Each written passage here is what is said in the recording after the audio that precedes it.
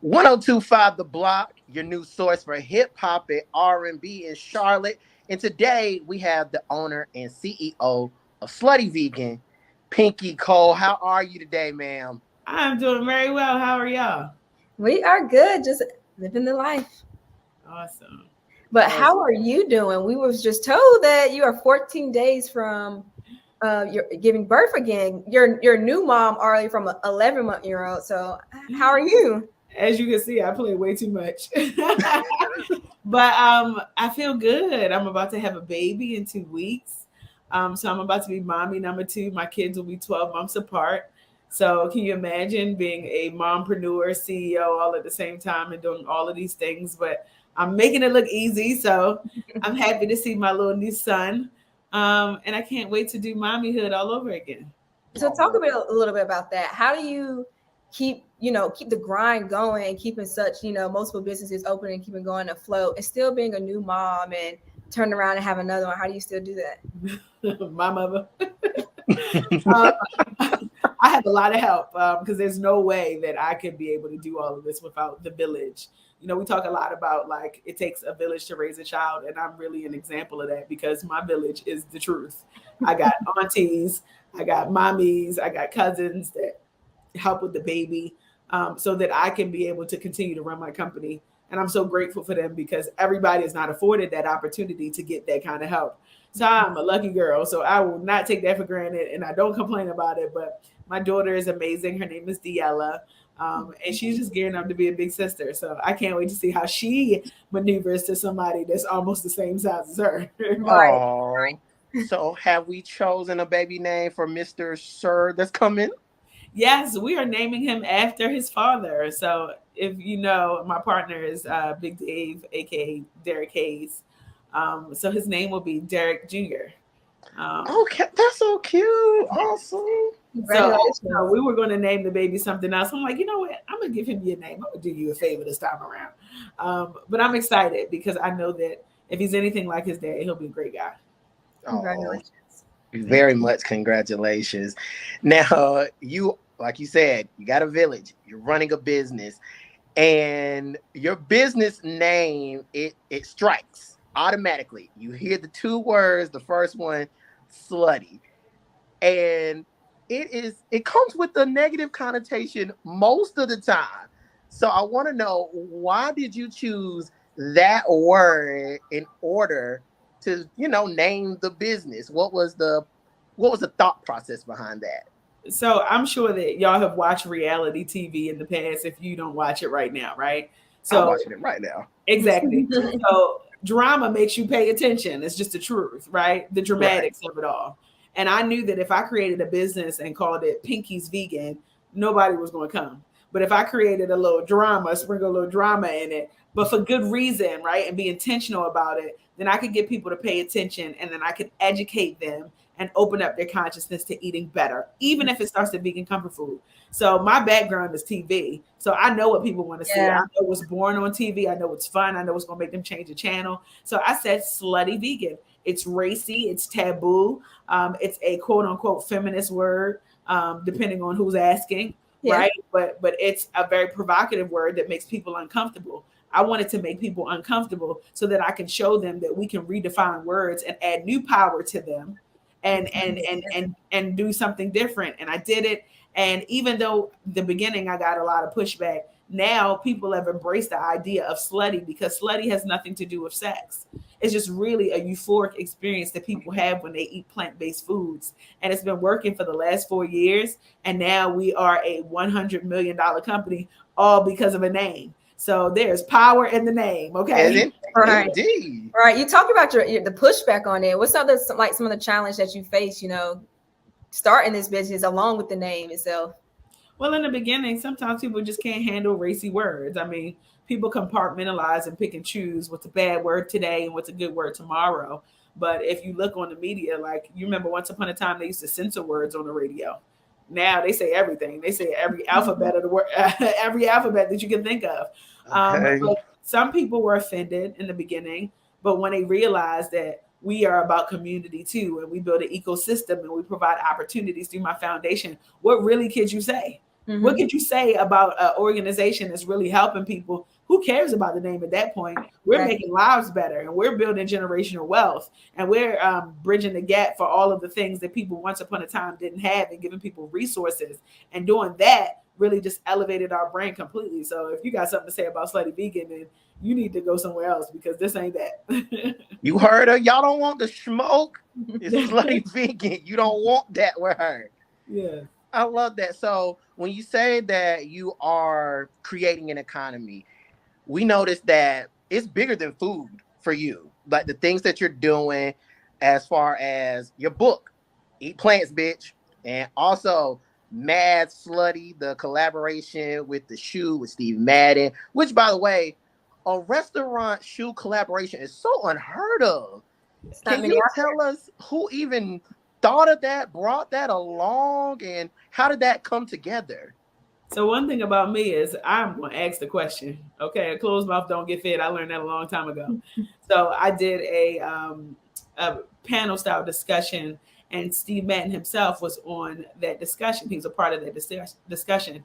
So when I introduced myself to him, I let him know plain and simple, hey, like, you might not know who I am now, but I'm building $1 billion brand, and we need to do this shoe. And I'm going to tell you why it's relevant for the culture. And I'm going to tell you why it's going to work. And I'm going to tell you why people are going to see it and they're going to buy the shoe. And he was impressed, and he said, let's do it. I'm with it.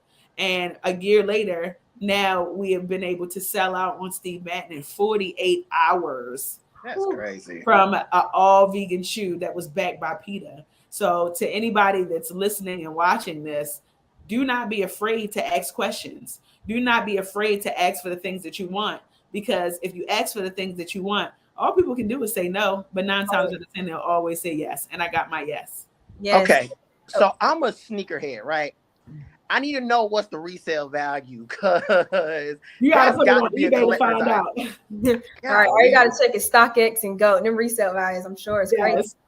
And along with the sneaker deal, the campaign for the models, you decided to use your employees. Like, talk a little bit about that. So I'm so inclusive when it comes to my business. I want to be able to give my employees opportunities that they probably would have never gotten anywhere else. So every single thing we do, we use our employees. If you look on our social media pages, our employees are the ones who get highlighted. But I want them to feel important and included, especially because, you know, there's a stigma around working in a restaurant business. They aren't just restaurant employees.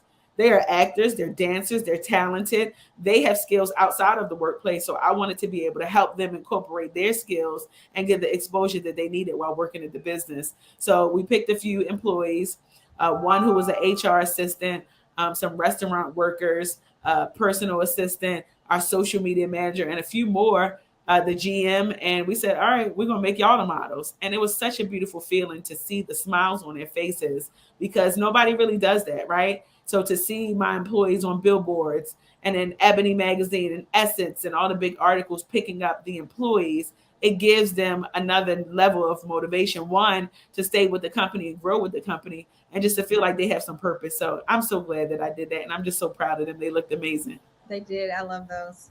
Indeed. And for me, that's a moment that you created. Your business creates a lot of moments, and those are things that push things forward. So I want to take it back a little bit to a moment where Jermaine Dupri gives you a phone call and was like, yo, Snoop D-O-double-G wants to eat your burger. How did you feel right then and there when that phone call was given to you? And did you think it was going to change the trajectory of Slutty Vegan? So that was the day I got fired, actually. I got fired from my job. And then I went to a 24-hour spa with my team. And it was like 1 a.m. after we did like this really long event. We were super tired. We had just gotten out of the shower, and we were eating noodles. And Jermaine Dupri called me like, hey, I need you. And I'm like, all right, you got a decision to make. Are you going to say no, and you're going to miss out on the opportunity of a lifetime? Or are you going to say yeah, and the possibilities could be endless? So guess what I did? I said, hell yeah, I'm on my way. And my team was like, but Pinky, we tired. I'm like, I don't care. Scared money don't make no money. And don't take chances, make advances. So we put our clothes back on. We went and got that truck 45 minutes from where we were. And then we drove another 45 minutes to Snoop Dogg and Jermaine Dupri and Lil Duval and a couple other folks, and we fed them. And ever since that, my business has not just hit the ceiling, but cracked that ceiling, Went broke through through the the ceiling. ceiling. Okay. And now we have one of the most popular concepts in the country. That is fantastic. And I'm a huge So Def fan. So when I was reading that, I was like, man, Jay, what can he not do? Now, you know, he also has his own vegan ice cream in stores at Walmart and things of that nature. And clearly you are not afraid to ask for the collaboration when need be. You ever thought about collaborating with him, making certain desserts for Slutty Vegan? I'm sure that we will do some work in the future. Jermaine Dupri is my brother, so like he always show me love. He always support and vice versa. He has a great and amazing product, and he's dominating that ice cream industry, industry that I'm staying away from because we don't do competition over here. He dominate that. You do that. You just don't come over here and open up no vegan burger shop, Right.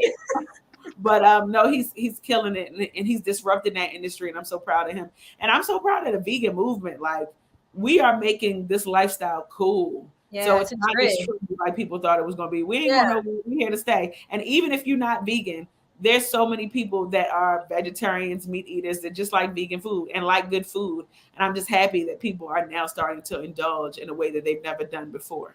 Mm-hmm. Right. And so you're big on like building your brand and like giving back. And recently you went to your alma mater, Clark Atlanta, and gave out the whole graduating class, those LLCs. And I think a lot of people had questions off the bat because they don't really know what opening an LLC was and what that did for the grads. And so kind of explain like what that means and what that is for them. Because a lot of them like, oh, is it just business majors? Like, or they don't really have an understanding of that. So talk a little bit about that moment and really what it really meant to give those LLCs to those grads. So first of all, doing that was just so amazing to me because I got to go back to my alma mater 13 years later and be the youngest commencement speaker to speak. Okay. But what that did is it helped provide a pathway to entrepreneurship for people who may otherwise have never thought of it, right? So the message wasn't don't get a job, become an entrepreneur. The message was if you do get a job, when you do get a job, make sure that your hustle is legitimized because your hustle will make room for you and that side hustle can become that main hustle and you are already formally prepared.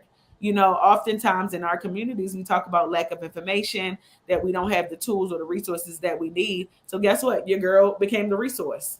And because I became the resource, people now have an entity formation that's registered to the Secretary of State in Georgia. And whether they are in the beginning phase of their business, in the middle, or toward the end, and not have formal paperwork, I got you. I did that. And I think that what this does is it shows people how important generational wealth is, right? Again, I was not telling them to, you know, not get a job, but you can still work and still be an entrepreneur at the same time. I actually recommend it because guess what? You got streams coming from everywhere, right? Right. You get money from everywhere, right? You building everywhere. So it was such an amazing blessing to be able to support these young people and help them. And I am confident that at least half of them will use it for good and be able to pay it forward in the future.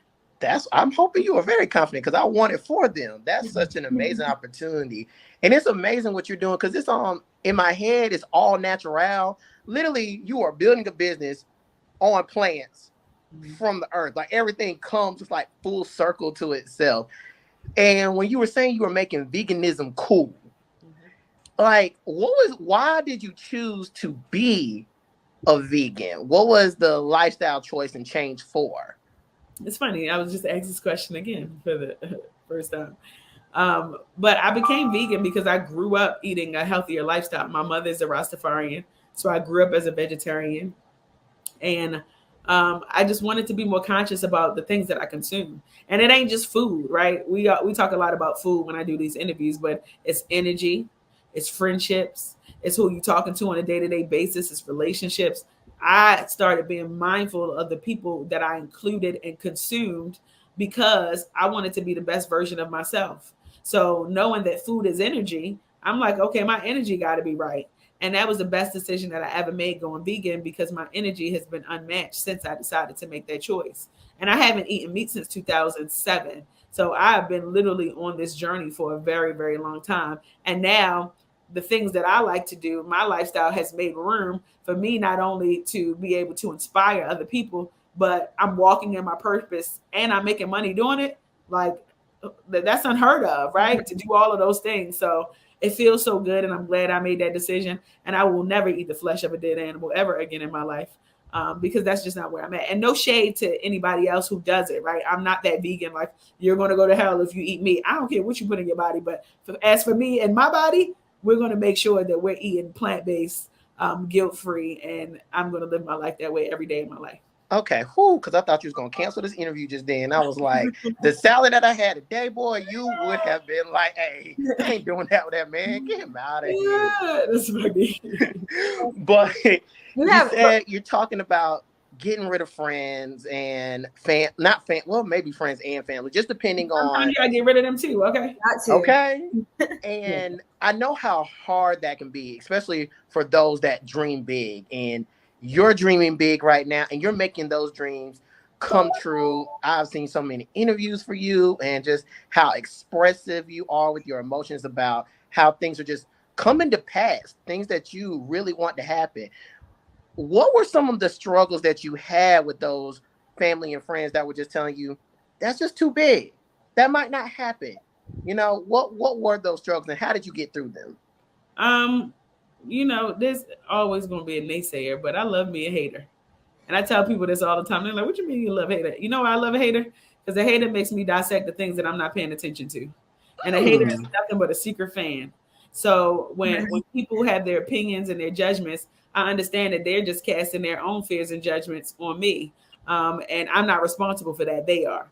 But it also gives me an opportunity to make my business better because they're paying attention to the things that I'm not paying attention to. So thank you, hater. Right? We all need a hater here and there. It's okay. Okay.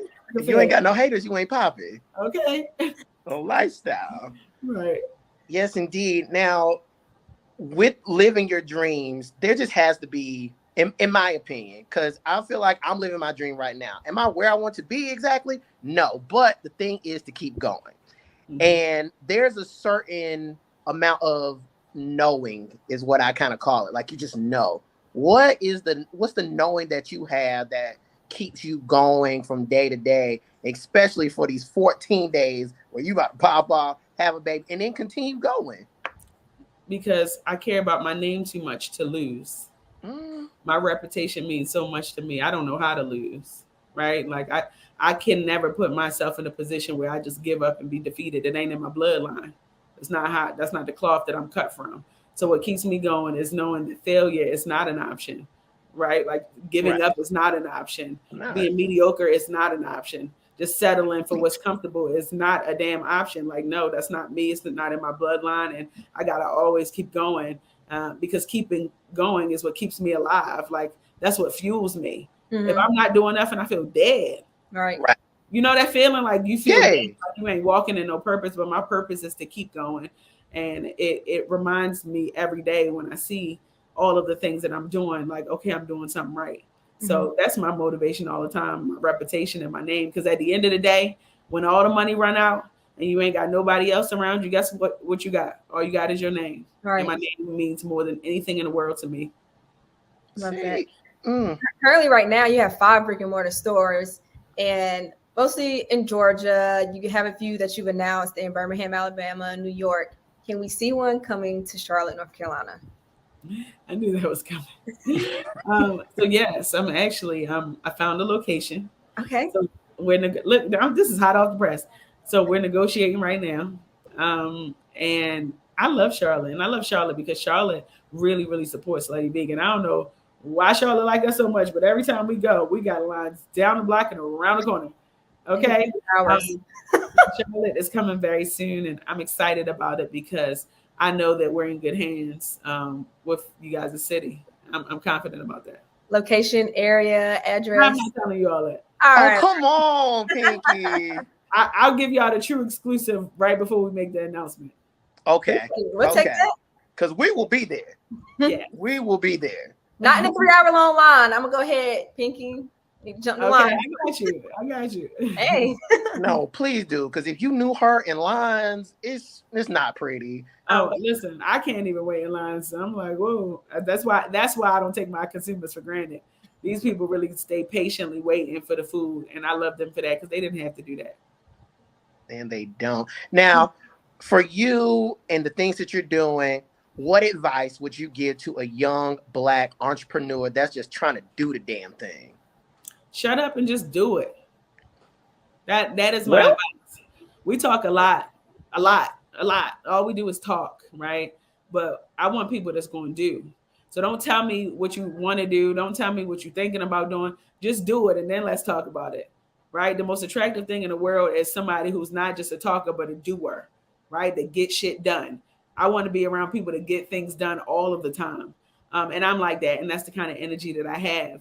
But shut up and stop crying about it. Shut up and stop procrastinating about it. Shut up and stop telling other people about it, but not doing nothing about it. Shut up and quit your job and do what you need to do. Shut up and release yourself from that relationship or that hater in your life that don't want to see you succeed because they don't have enough confidence in themselves. Shut up and just do it. Everybody don't need to know everything. Just do it and then have these people asking questions. And I promise you, you will be uber successful as long as you stay consistent. You know, if you want to be a preacher too, you can add that to the list because that's exactly what you're doing. I get that a lot. Motivational speaker or something. No, that's great advice. Yes, indeed. Well, Pinky Cole, we thank you for coming on the blog, shedding your light, your energy, and knowledge with us. Can you tell the folks where they can find you on your socials? Absolutely. So you can go to my personal page if you want to hear more of this. Pinky907. I'm always talking about positivity, how to win, how to be better. If you want to learn more about the restaurants, go to Slutty Vegan ATL. If you want to learn about my foundation, go to www.pinkygivesback.com. Or you can just Google us and just look through all the articles and the amazing achievements that the business has been doing. Favor ain't fair, but it's favor. Okay. And I'm happy about the growth and the elevation in this business. But we ain't hard to find now. Slutty Vegan is becoming a household name. So you look and you shall find. Tell them, Google me. Google me. Yeah. Well, again, thank you, Pinky, for coming through. This is 1025 The Block. Peace. And we out. Thanks, Pinky.